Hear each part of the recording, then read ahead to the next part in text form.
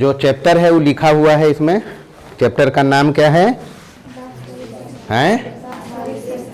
अंग्रेजी में real numbers. मतलब कहीं न कहीं इसमें नंबर का खेल है। किसका खेल है? हाँ, नंबर को हम लोग पिछले क्लास में 9th क्लास में डिटेल में पढ़ा है। यहाँ कुछ विशेष नहीं पढ़ना है। यहाँ जो भी पढ़ना है रियल नंबर में पहला चैप्टर है और इसमें कुल 4 एक्सरसाइज है। कै गो? 4 एक्सरसाइज है।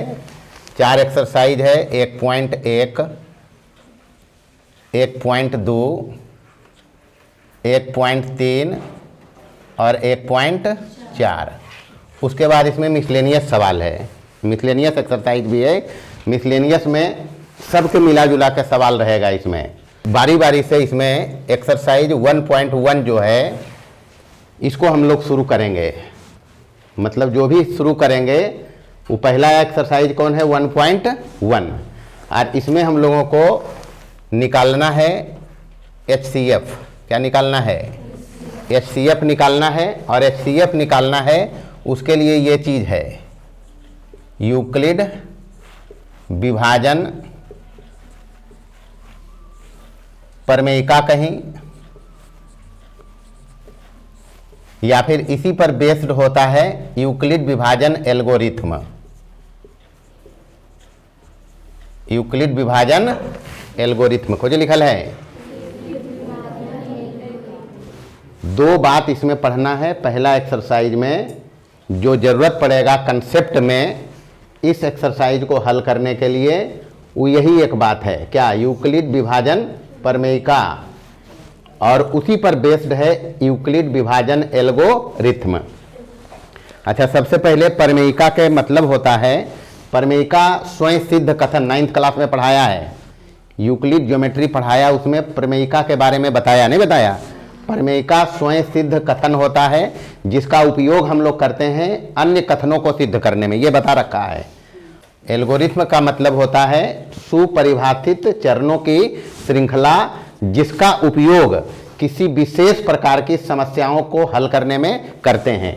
तो यूक्लिड विभाजन एल्गोरिथ्म इसी पर बेस्ड है। किस पर? यूक्लिड विभाजन प्रमेयिका पर। तो सबसे पहले नंबर्स को जाने, उसके पहले हम लोग जानेंगे अंक को। किसको जानेंगे? अंक मतलब अंग्रेजी में डिजिट। अंग्रेजी में डिजिट्स उसको बोलते हैं जिनसे हमारे नंबर्स बनते हैं, हमारी संख्याएं बनती है। तो डिजिट्स कौन कौन है भाई? संख्या बनाने में कुल 10 डिजिट्स का हम लोग प्रयोग करते हैं। कितने डिजिट का? कुल 10 डिजिट का। कौन कौन डिजिट है जी? 0 है, जोर से बोलिए, 4 भी है, डिजिट्स इतना ही है।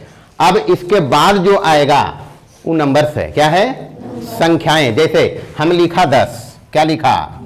किस किस से बनाई? एक और हमने लिखा 11, किस किस से बनाई? 2 गो 1 है। हम लिख दिए अगर 100 तो केकरा से बन ले? 1 और 00 से बना, नहीं बना?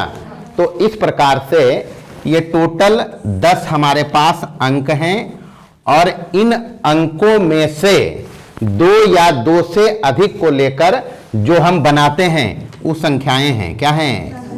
इन्हीं संख्याओं का कैटेगरी हम लोग जानेंगे। तो सबसे पहले हम लोग जानेंगे ये प्राकृत संख्या। कौन सी संख्या? प्राकृत संख्या। अंग्रेजी में की कहिएगा बुआ? Natural numbers. क्या कहेंगे? Natural numbers. अब नेचुरल नंबर्स के बारे में हम लोग पढ़ा है। क्या पढ़ा है? अच्छा, अभी पूछे अगर कि जो 10th क्लास का ये किताब है ना जी, इसमें कितना पेज है कुल? तो कितना करते हैं कि गिनो लगते? नहीं गिनते। गिनती कहाँ से करेंगे? मतलब यहां से शुरू करेंगे 1 2 3 4, या फिर अगर पूछे कि इस क्लास में कुल कितने बच्चे हैं तो की करते शुरू से 1 2 3 4 ऐसे गिनेंगे जी। या घर में पूछे कि आपके परिवार में कुल कितने मेंबर हैं तो क्या बताएंगे? चाचा एगो, बहिन एगो 2 हो गए, पापा 3, मम्मी 4, नानी 5, ऐसे करके गिनते हैं ना जी। तो जो ये गिनती में जो संख्या हम ले रहे हैं उसी को कहेंगे प्राकृत संख्या या नेचुरल नंबर। नेचुरल नंबर्स या प्राकृत संख्या के संग्रह को n से व्यक्त करेंगे, कुछ से बराबर गिनती की संख्या इसमें लेना है। कौन सी संख्या? गिनती की संख्या, मतलब गिनने में जो संख्या हम लोग यूज करते हैं उसी को कहेंगे कौन सा नंबर? प्राकृत संख्या या नेचुरल नंबर। तो गिनती की संख्याएं कौन कौन है? 1 है, 2 है, 3 है, 4 है, 5 है। अब कते लिख भाई, ऐसे करके लिख दिलिए, मतलब ये जा रहा है, कहां जा रहा है ये हमको पता नहीं है, लेकिन ये तो हमको पता है कि अगर कभी पूछ दे एकरा में सबसे छोटी प्राकृत संख्या, पूछ सकता है सबसे छोटी प्राकृत संख्या की बतेमी बुआ? सबसे छोटी प्राकृत संख्या, जोर से बोलने का, सबसे छोटी प्राकृत संख्या, सबसे बड़ी अगर पूछते तब, सबसे बड़ी तो इसमें पता है नहीं हमको, सबसे बड़ी पूछेगा तो हमको तो पता है नहीं, पता नहीं है उसको ऐसे लिखते हैं। एक पढ़ो ये अनंत, क्या पढ़ेंगे? अनंत पढ़ेंगे। तो ये सबसे पहला जो नंबर्स का कैटेगरी है संख्याओं का, उसमें सबसे पहला कौन है जी? प्राकृत संख्या, अंग्रेजी में नेचुरल नंबर्स। और कुछ नहीं है, ये गिनती की संख्याएं हैं। क्या है? गिनती की, मतलब गिनने में जिन संख्याओं को हम लोग यूज करते हैं वो कौन सी संख्या कहलाएगी? प्राकृत संख्या। इसके बाद दूसरा नंबर जो हम लोग पढ़ेंगे और जो जानते भी हैं, कोई नया चीज नहीं बता रही है, कोई नया चीज नहीं बता रहे हैं, और इसको जानना जरूरी है, बगैर इसको जाने यहां काम नहीं चलेगा। दूसरा नंबर कौन है बुआ? पूर्ण संख्याएं। अंग्रेजी में एकरा कह लियल होल नंबर। कौन नंबर? Whole numbers. अच्छा, होल नंबर्स किसको कहेंगे? अभी तो पढ़ा कि ऐसे करके लिख लिए और 1 से शुरू कर लिए, 1, 2, 3 ऐसे करके चल गए इनफाइनाइट तक, चल गया ना। ये अभी नेचुरल नंबर है। कौन सा नंबर? इसी में अगर हम 0 को भी शामिल कर दें, 0 को भी शामिल कर दें तो कौन सा संख्या ही बन गया? Whole numbers. यानी नेचुरल नंबर्स में, प्राकृत संख्याओं में यदि 0 को भी शामिल कर लिया जाए तो वो कौन सी संख्याएं बन गई? पूर्ण संख्याएं। पूर्ण संख्याओं के संग्रह को W से लिखेंगे। कौन सी से? W मतलब होल नंबर्स। W मतलब होल नंबर्स में प्राकृत संख्या सब आया है, नहीं आया है? होल नंबर में प्राकृत संख्या सब आया है। एक नया चीज भी आया है। क्या आया है? जब 0 को प्राकृत संख्या में डाल दोगे उन नंबर का नाम बदल गया। कौन सा नाम हो गया भाई? अगर एक राम पूछते सबसे छोटी पूर्ण संख्या की बतेमी बुआ? 0। क्या बताएंगे? 0। सबसे छोटी पूर्ण संख्या 0। सबसे बड़ी पूछते तब? सबसे बड़ी तो पते नहीं है। सबसे बड़ी पता है क्या? तो वकरा बतिया कैसे लिख दिलिए? अनंत। क्या लिखा? तो ये है पूर्ण संख्याओं का संग्रह। प्राकृत संख्या में 0 को शामिल कर लें तो ये बन गया अब कौन सा नंबर? पूर्ण संख्याएं। अच्छा, अगर कभी पूछते इधर W है, इसमें क्या है? और इधर नेचुरल नंबर, ये 2 नंबर पढ़ लिए हमने, अभी नहीं पढ़ा। इसमें क्या क्या पढ़ा जी? 1, 2, 3 ऐसे करके पढ़ा लिए अनंत तक, इन पढ़ा। इसमें क्या पढ़ा? 0, 1, 2, 3 ऐसे करके गलिए कहां तक? अच्छा, अगर कभी पूछे सवाल, पूछता ही है, पूछ दे कि सभी प्राकृत संख्याएं पूर्ण संख्या होती है, सही या गलत? सभी प्राकृत संख्याएं पूर्ण संख्या होती है, सही या गलत? जी सही है। क्या है? सत्य कथन है ये। सभी प्राकृत संख्याएं, लेकिन अगर घुमा के पूछ दे सभी पूर्ण संख्याएं प्राकृत संख्या होती है, सही या गलत? काहे? हाँ, क्यों गलत है मेरा स्टेटमेंट? क्योंकि पूर्ण संख्या में 1 2 3 से अनंत तक तो प्राकृत संख्या है, लेकिन जीरो तो इसमें नहीं है, जीरो नेचुरल नंबर तो है नहीं। इसलिए अगर पूछ दे कि सभी पूर्ण संख्याएं प्राकृत संख्याएं हैं तो बताना जी नहीं, गलत है। क्या है? क्यों गलत है? क्योंकि जीरो भी पूर्ण संख्या में है जो प्राकृत संख्या नहीं है। समझ गया दूसरा नंबर? तो 2 नंबर सिखा दिया, प्राकृत संख्या सिखाया और दूसरा पूर्ण संख्या। अच्छा, तीसरा नंबर हम लोग जानेंगे। तीसरे नंबर का जो कैटेगरी है पूर्णांक। कौन सा? अंग्रेजी में इसको कहेंगे इंटीजर्स। क्या बोलेंगे? इंटीजर्स। इंटीजर्स हम लोग देखा नेचुरल नंबर 1 2 3 4 ऐसे करके, यानी 1 2 3 4 से लेकर अनंत तक चल गए। कौन सा नंबर था? दूसरा नंबर हमने देखा होल नंबर, जब इसको 0 से शुरू कर दिया। कहां से? 0 1 2 3 4 ऐसे करके चला अनंत तक, तो ये कहलाया कौन सा संख्याएं? पूर्ण संख्याएं, होल नंबर।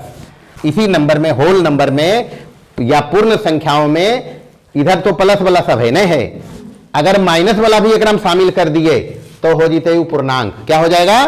पूर्णांक। यानी पूर्णांक को हम लोग लिखते हैं जेड से। कौन सी से?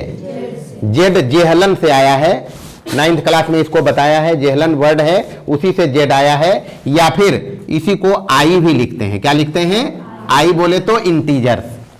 आई मतलब कि ये जो माइनस वाला इसका आएगा उसको भी ले लेना है। क्या हो गया? पूर्णांक, इंटीजर्स। इसी को बोलेंगे इंटीजर्स। अच्छा, इसको ऐसे भी लिख सकते हैं 0 plus minus 1 plus minus 2 plus minus 3 plus minus 4 ऐसी करके आगे चलेंगे। ये हो गया पूर्णांक। क्या हो गया? पूर्णांक। सबसे छोटा पूर्णांक अगर पूछे क्या बताओगे? है? क्या बताएंगे?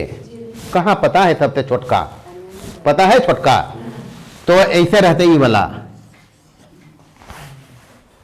माइनस के इन्फिनिटी या अनंत। सबसे बड़ा भी पूछ दे दिया अगर, तो इसमें भी तो सबसे बड़ा पता नहीं है, प्लस वाला रहते पॉजिटिव साइड से। किधर से? धनात्मक साइड से रहेगा, प्लस के इन्फिनिटी। तो पूर्णांक में ये जो पूर्णांक संख्या हम लोग पढ़ रहे हैं, बना कहां से? पूर्ण संख्याओं से। कहां से बना? कब बन गया पूर्ण संख्या पूर्णांक हमारा? जब ये जो इधर से लिखा हुआ है नेचुरल नंबर, इसमें नहीं कुछ है तो प्लस, ही तो पता है ना, कोई चिन्ह नहीं रहता है तो उसके पहले प्लस मानते हैं हम लोग, मानते हैं ना। तो एकर माइनस वाला जब इसमें मिला दिया है, इंक्लूड कर दिया इसी का माइनस वाला, तभी बन गया पूर्णांक। क्या बन गया? पूर्णांक। अब पूर्णांक को हम लोग इस प्रकार से लिखते हैं, ऐसे भी लिखते हैं, ऐसे भी लिखते हैं। सबसे छोटा पूछते पता नहीं है जी, सबसे बड़ा पूछेगा पता नहीं है जी। अच्छा, इस पूर्णांक में कुल 3 प्रकार के नंबर है। जेड या इसी को बोलेंगे आई। क्या बोलेंगे? आई मतलब इंटीजर्स। 0 से ऋणात्मक साइड में ही गया है, अनंत की ओर नहीं गया है, और 0 से धनात्मक साइड में गया है भी अनंत तक। तभी तो न तो इसमें हमको छोटी संख्याओं का पता है और न ही इसमें हमको सबसे बड़ी संख्या का पता है। तो इसमें 3 प्रकार का नंबर है। सबसे पहले तो है 0, यानी एकरा शून्य बोलबे। कोची बोलबे? अच्छा, शून्य लिखा हुआ है तो इसमें हमने प्लस माइनस का यूज नहीं किया है, नहीं किया है ना जी। एकरा में लिखल है प्लस माइनस। प्लस माइनस एकरा में लगावे के कोई औचित्य भी नहीं है। जैसे सपोज करें कि हम 2 में माइनस कर दिए 0 के, कोई फर्क पड़ता है? रिजल्ट कितना है बुआ?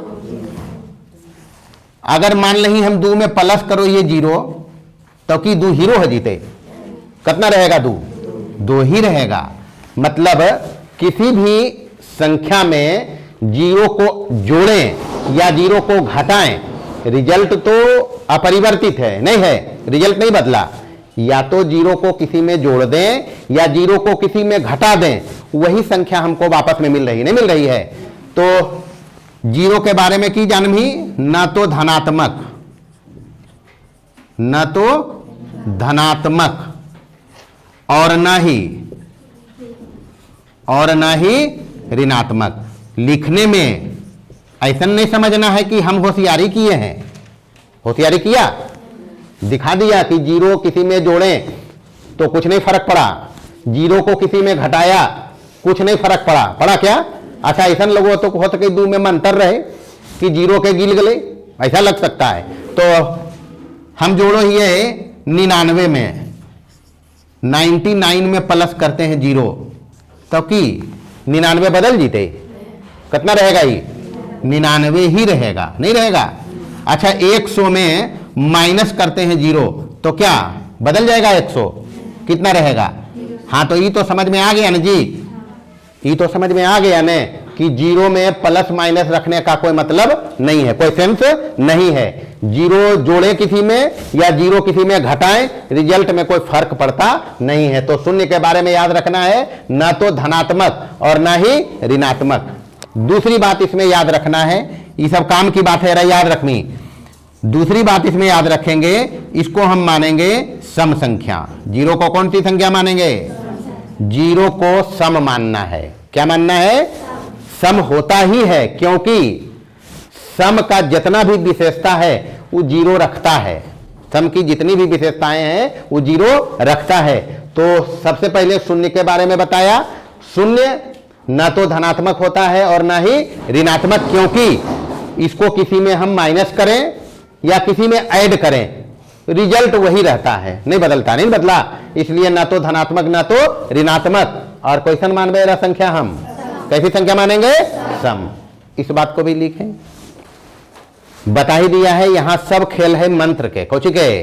गणित में अपना माथा तभी चलेगा जब हमको ये पता रहेगा कि इसमें करना हमको क्या है। जब ये बात हम लोग जान जाएंगे कि क्या करना है तो हिसाब बनेगा। और हिसाब बनाने में, हिसाब सीखने में या गणित में महारत हासिल करने में सबसे पहला बात तो कल भी बताया था हम, दो बात इसमें करना होगा, लगातार और प्रैक्टिस।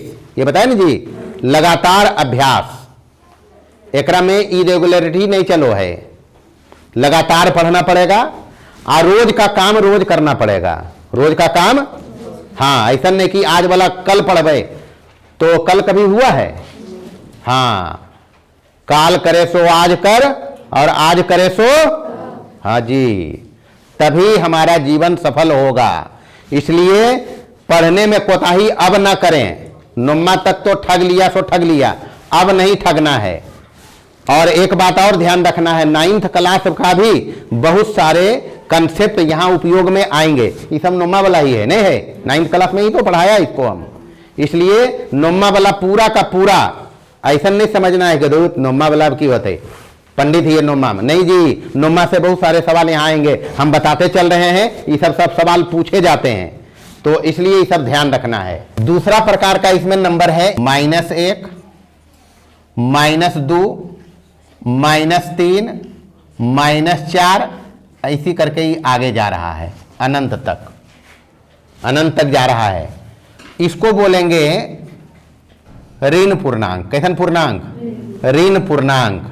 और इसको सिंबल में लिखना है I माइनस और Z माइनस। ये तो बताया है, जब जीरो से लेफ्ट साइड वाला सब ले लिया है, यानी निगेटिव वाला जो लिया है, उसको कहेंगे क्या हम? ऋण पूर्णांक या ऋणात्मक पूर्णांक। ऋण पूर्णांक या ऋणात्मक पूर्णांक।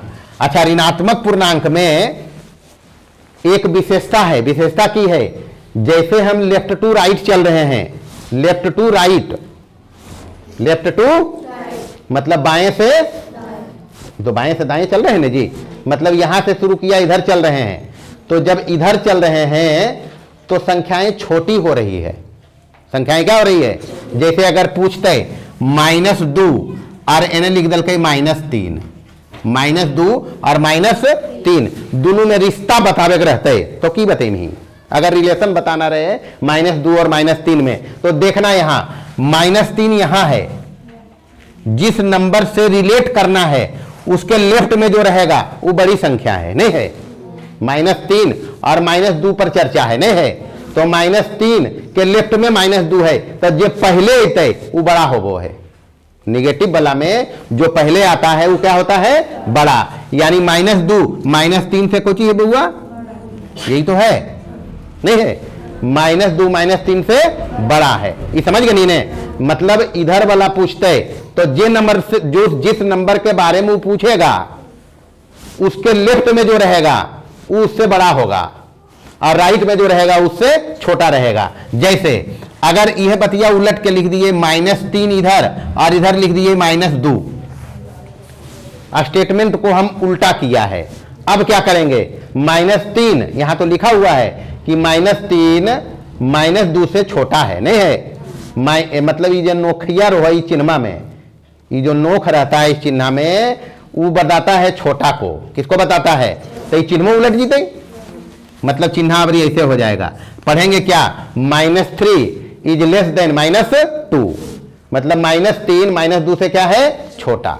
मतलब ऋणात्मक पूर्णांक में खासियत यह है कि जैसे जैसे हम लेफ्ट टू राइट चलेंगे संख्याएं छोटी हो रही है। -1 सबसे बड़ी संख्या है, -2 उससे छोटी, -3 उससे छोटी, -4 उससे छोटी, नहीं है? अब केकरो पास 1 रुपया के कर्जा है और केकरो पास 10 रुपया के कर्जा है, ज्यादा कर्जदार के है?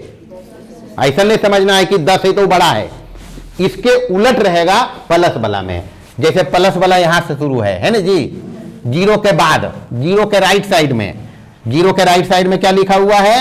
1 2 3 4 5 और इनफाइनाइट तक गया। इसको बोलेंगे धन पूर्णांक। क्या बोलेंगे? Z प्लस और I प्लस, ये बोल बे बुआ, ये हो गया धन पूर्णांक। कौन सा पूर्णांक? अब इसमें और इसमें फर्क क्या है कि इसमें जैसे जैसे हम लेफ्ट टू राइट गया तो संख्याएं छोटी हो रही है, इसमें जैसे जैसे हम लेफ्ट टू राइट जा रहे हैं संख्याएं क्या हो रही है? बड़ी हो रही है। जैसे अगर पूछते 3 और इधर 2 तक की बतेबे 3 बड़ा है 2 से, यही बताएंगे। 3 इज ग्रेटर देन, यही तो बताएंगे। या फिर एक उलट के अगर लिख दे है बतिया के, 2 पहले लिखे और 3 बाद लिखे तो क्या लिखेंगे? 2 इज लेस देन कितना? अभी भी बतिया उहे लिखल है, नहीं लिखल है? एकरा इधर से पढ़ रही 3 इज ग्रेटर देन 2, तो एकरा में इधर से पढ़ रही 2 इज लेस देन, यही तो है, नहीं है? तो ये है इसमें खासियत। अच्छा, इसमें एक बात और देखें, ये जो Z प्लस और I प्लस हम लिखा है, ये एक्चुअल में सबसे पहला नंबर हम पढ़ा था। क्या पढ़ा था? यही तो है, ये नहीं है? तो जो धन पूर्णांक है I प्लस है वो एक्चुअल में क्या है? Natural number. नेचुरल नंबर या फिर धनात्मक पूर्णांक में हम जैसे जैसे लेफ्ट टू राइट चलेंगे संख्याएं बड़ी हो रही है। क्या हो रही है? जैसे 2 1 से बड़ा है, 3 2 और 1 से बड़ा है, नहीं है?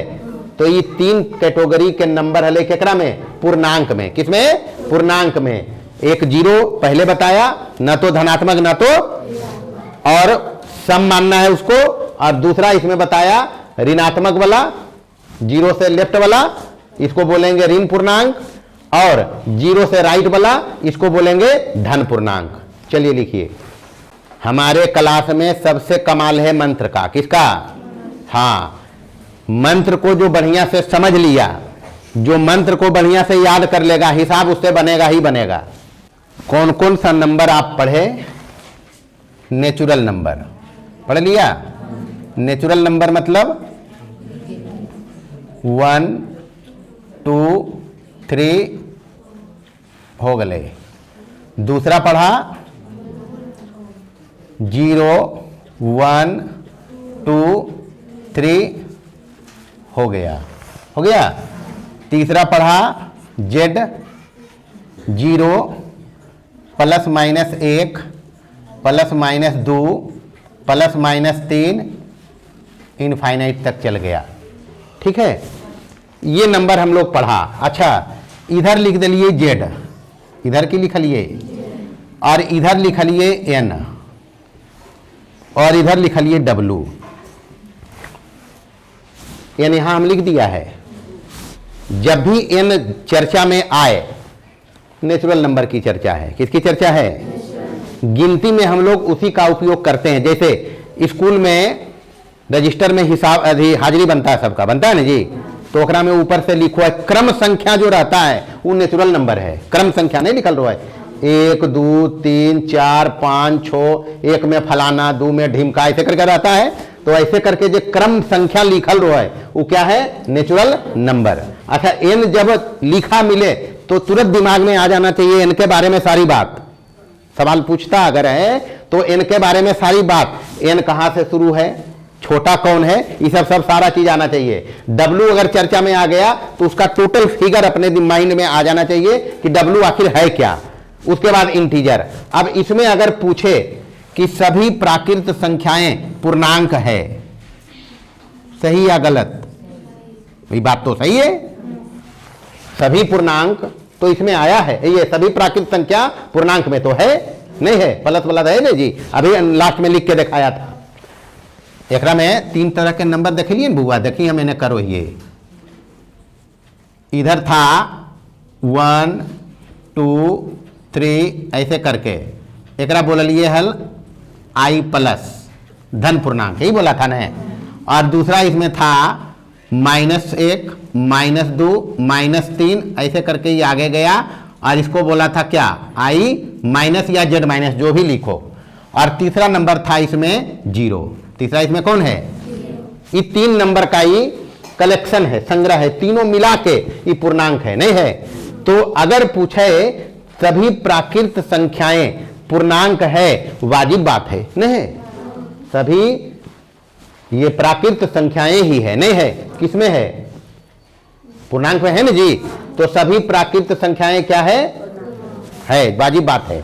लेकिन अगर पूछ दे सभी पूर्णांक प्राकृत संख्याएं है क्या? सभी पूर्णांक प्राकृत संख्याएं है क्या? इसमें 0 भी है, ये वाला भाई साहब भी है, ये भी भाई साहब है, ये भी भाई साहब हैं, तो ये दोनों तो इसमें है नहीं, तो ये तो असत्य नहीं हो जीते। मतलब अगर सीधे चलबे नेचुरल नंबर से पूर्णांक की ओर, तब वो सत्य है। क्यों? सभी प्राकृत संख्याएं पूर्णांक कहलाते हैं, नहीं कहलाते हैं। लेकिन अगर पूछ दल के सभी पूर्णांक प्राकृत संख्या है, झोल झाल है नहीं है, क्योंकि इसमें ये दोनों है जो एकरा में नहीं है, तो ये असत्य हो गए। सभी पूर्ण संख्याएं पूर्णांक हैं, सही या गलत? सही है ना जी। तो अगर पूछते तो नहीं बता जीते। सभी पूर्ण संख्याएं पूर्णांक में तो आया ही है, देखो ना जी, नहीं आया है। तो सभी पूर्ण संख्याएं पूर्णांक हैं, वाजिब बात है। लेकिन अगर उलट के पूछ दे, उलट के सभी पूर्णांक पूर्ण संख्याएं हैं, सही या गलत? है ना गलत। काहे पर? कारण की बताएंगे, कारण तो बताएंगे हम कि सभी पूर्णांक में 0 तो है, माइनस वाला भाई साहब भी है नहीं है, तो माइनस वाला भाई साहब तो इसमें नहीं है। तो सभी पूर्ण संख्याएं पूर्णांक हैं, लेकिन सभी पूर्णांक पूर्ण संख्याएं, सभी प्राकृत संख्याएं पूर्णांक हैं, लेकिन सभी पूर्णांक क्या प्राकृत संख्याएं हैं? नहीं। समझ लिया? अच्छा, ये पूछते, ये तो बताया ही प्राकृत संख्याएं सभी पूर्णांक हैं नहीं है, सभी प्राकृत संख्याएं, सभी प्राकृत संख्याएं पूर्ण संख्याएं हैं, सत्य है ना जी। लेकिन एकरा उलट के इसको हम बताया कि सभी पूर्ण संख्याएं प्राकृत संख्या नहीं है, सभी पूर्ण संख्याएं प्राकृत संख्याएं नहीं है। यह बात तो सीखा। तो इतना बात सवाल में बनता है, सवाल में बनता है कि सभी प्राकृत संख्याएं पूर्णांक हैं, लेकिन सभी पूर्णांक प्राकृत संख्याएं नहीं हैं। सभी पूर्ण संख्याएं पूर्णांक हैं, लेकिन सभी पूर्णांक पूर्ण संख्याएं नहीं हैं। देखिए यहां इधर से चला सत्य, इधर से चला असत्य। सभी प्राकृत संख्याएं पूर्ण संख्याएं हैं, लेकिन सभी पूर्ण संख्याएं प्राकृत संख्याएं नहीं हैं।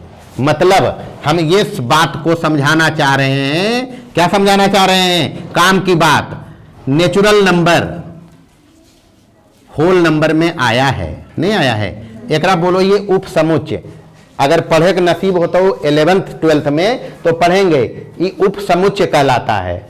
समुच्चय और उपसमुच्चय हम लोग पढ़ेंगे हायर क्लास में, यहां चर्चा नहीं है, यहां संग्रह है। ये मोटा मोटी याद रखना, नेचुरल नंबर पूर्ण संख्याएं में है, नहीं है? और ये दोनों पूर्णांक में है। ये तो सीख लिया ना?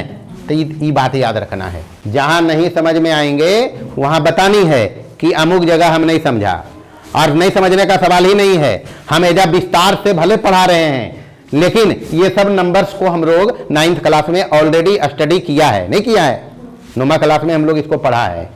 थोड़ा सा इसमें डिटेल में चल रहे हैं, क्योंकि अब वहां से सवाल आएंगे, वहां से सवाल आएंगे। अब सवाल पूछ दे, सभी प्राकृत संख्याएं पूर्ण संख्याएं होती है, कथन सही है या गलत है? क्या बोलेंगे? सही नहीं?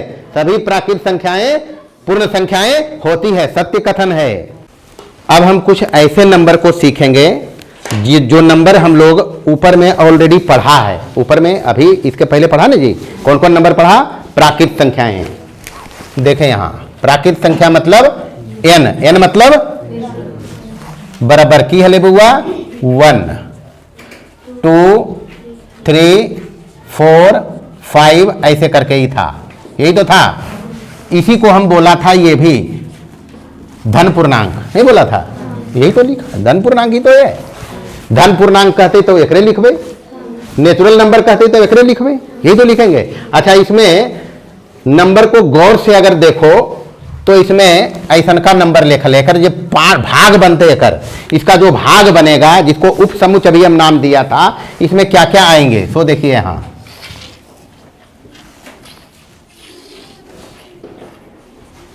एक देखिए ऐसा का है बुआ, एक से शुरू के लिए 2 3 नहीं, इसे नहीं, सब आ गया इसमें। इसमें जो कलेक्शन अपना है नेचुरल नंबर का या धन पूर्णांक का, इसमें कौन कौन टाइप का नंबर है उसको समझना। 1 3 5 और लिखिए 7 9 भी लिख दीजिए, चलो ऐसे करके है एक नंबर। एक ये है। दूसरा नंबर इसमें है ये भी तो है रमे को नहीं। तीसरा नंबर इसमें है, समझना बात को, 2 3 5 7 11 13 ऐसे करके है ये तीसरे टाइप का नंबर है। और भी इसमें है 2 4 6 8 10, इस तरह से ये आगे गया। कुल कितने टाइप का नंबर इसमें है? ये जो अपना धन पूर्णांक कह लो या फिर प्राकृत संख्याएं कह लो, इसमें ये 4 प्रकार के नंबर हैं बाबू। कितने प्रकार का? अब चारों को खाली गौर से देखने का, तो गौर से देखो, 1 3 5 7 9, मतलब इसमें ये जो कलेक्शन अपना है ये वाला, एकरा में 2 के भाग नहीं लगते।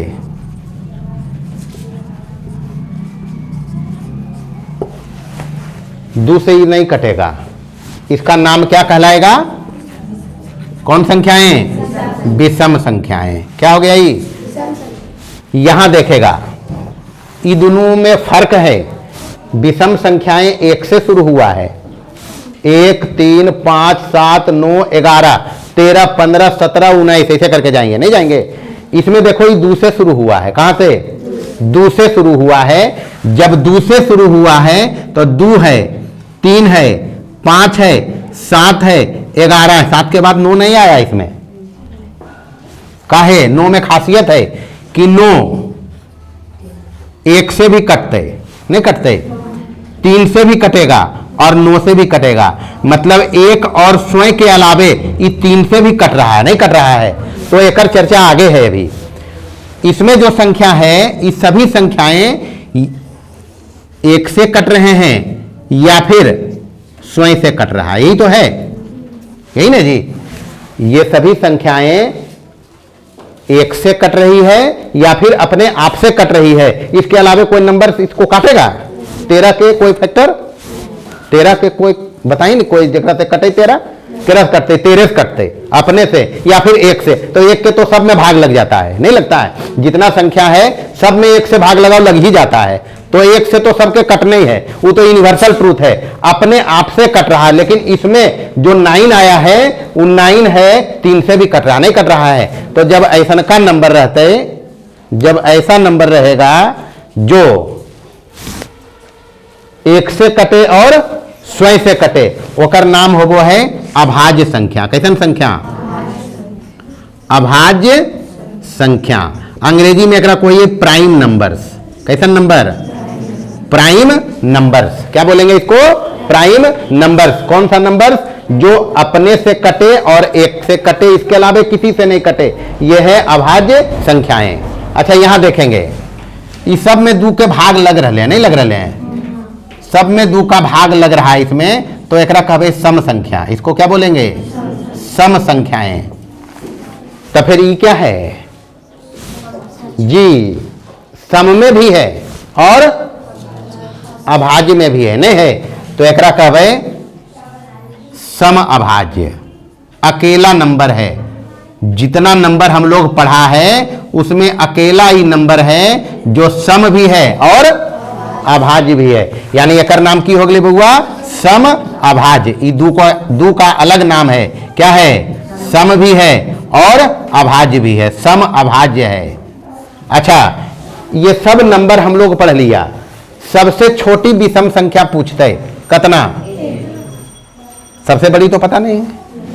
अच्छा, अभाज्य संख्या में सबसे छोटी पूछते एकरा में, इसमें सबसे छोटी अभाज्य संख्या पूछेगा।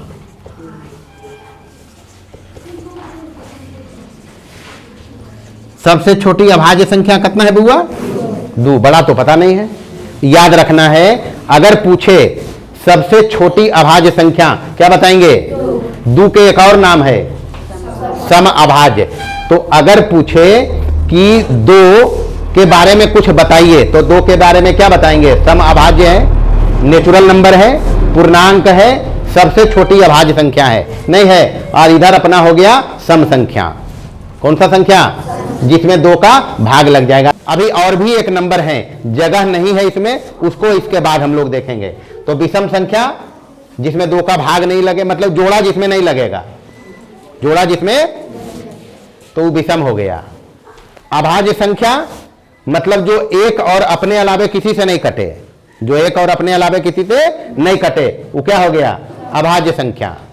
सम संख्या जिसमें 2 का पूरा पूरा भाग लग जाएगा, जोड़ा लग जाएगा जिसमें, जैसे ही कहते 8 कई जोड़ा है, 8 कई जोड़ा, 10 कहते कई जोड़ा, तब जब जोड़ा लग जीते तो की कहबे?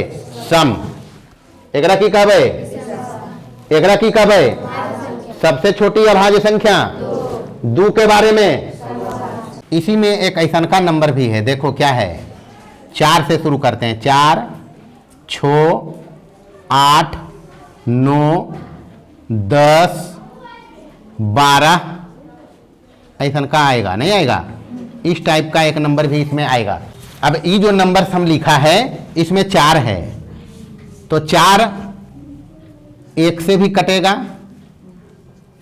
4 से भी कटेगा और 2 से भी कटेगा, नहीं कटेगा? यानी 4 के हम अगर ऐसे करके लिखबे तो 2 गुने 2 लिखेंगे, नहीं लिखेंगे? मतलब 2 के स्क्वायर 4 होता है, 2 का स्क्वायर 4। मतलब ये 4 जो है 1 से भी कटेगा, 4 से भी कटेगा, 2 से भी कटेगा। तो जब कोई संख्या अपने और एक के अलावे किसी और से कट जाए और कोई भाज्य संख्या को जी कहबे, तो ये कौन संख्या हो गए? भाज्य संख्या। कौन संख्या? भाज्य संख्या।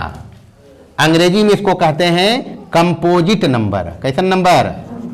कंपोजिट नंबर्स, भाज्य संख्याएं। जैसे 6 है, 6 के मतलब 2 गुने 3।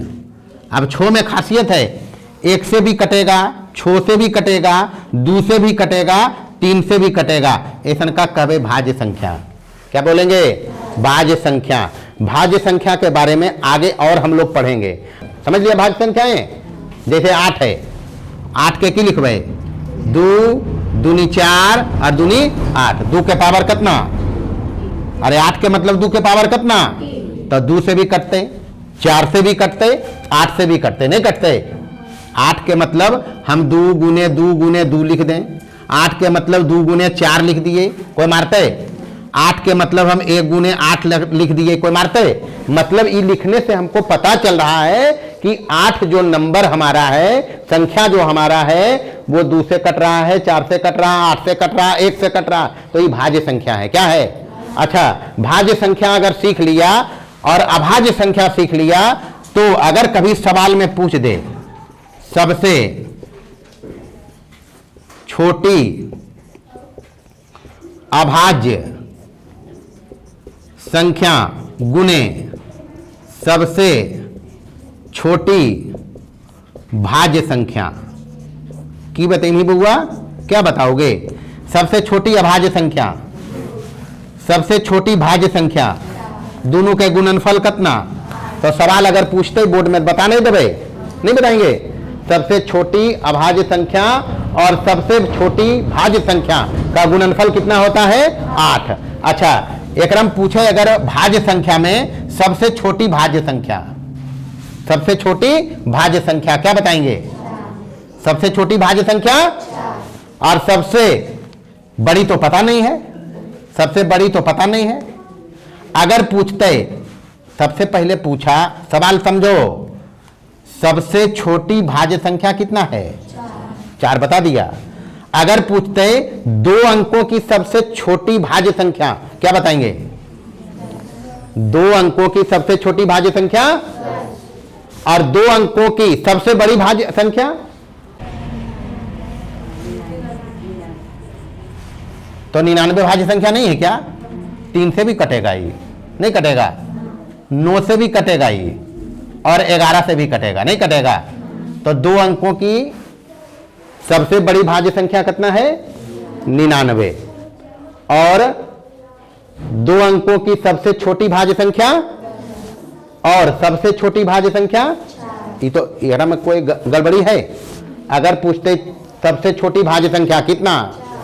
2 अंकों की सबसे छोटी भाज्य संख्या, 2 अंकों की सबसे बड़ी भाज्य संख्या, ऐसे करके अगर 3 अंक के बारे में पूछेगा तो नहीं बताएंगे, 4 अंक के पूछते तो नहीं बताएंगे।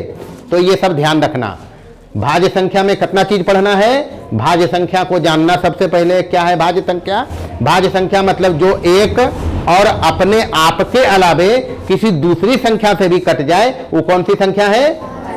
Composite numbers. सबसे छोटी भाज्य संख्या, सबसे छोटी भाज्य संख्या, 2 अंकों की सबसे छोटी भाज्य संख्या, 2 अंकों की सबसे बड़ी भाज्य संख्या 99। प्रकार से 2 अंकों की सबसे बड़ी भाज्य संख्या 99, 2 अंकों की सबसे छोटी भाज्य संख्या, सबसे छोटी भाज्य संख्या, सबसे छोटी अभाज्य संख्या गुने सबसे छोटी भाज्य संख्या बराबर कितना? जो बताया हम यहाँ लिख दिया है, समझ लिया? थोड़ा सा एक चीज और मिस कर गया, मिस माइंड हो गया है हमारा। तो अभाज्य संख्या दिखाया नहीं दिखाया? अभाज्य संख्या मतलब 2, 3, 5, 7 के बाद 7 के बाद 11। जोर से बोलना है।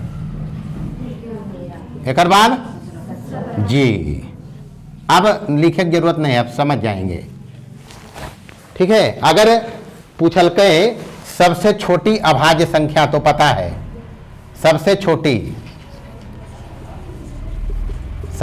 अभाज्य संख्या कौन है? सबसे छोटी अभाज्य संख्या कौन है? अगर पूछते सबसे बड़ी 2 अंकों की, ये भी पूछ सकता है, 2 अंकों की अभाज्य संख्या क्या बताएंगे?